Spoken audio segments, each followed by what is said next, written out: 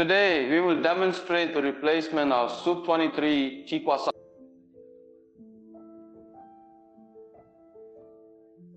Loosen the 3 screws of the QBH lock.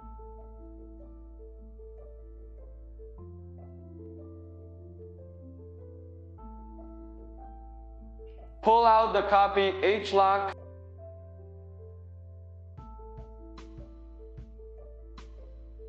Cover with American paper to prevent dust from entering. Loosen the locking ring.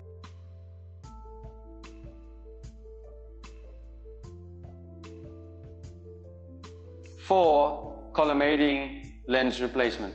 Notice that the convex side of the lens faces up.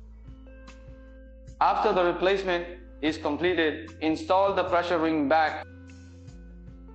Put back the locking ring. Put the copy lock back on the gun.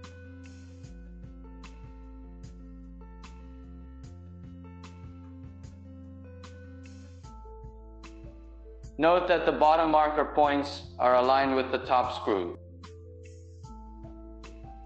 Locking screws.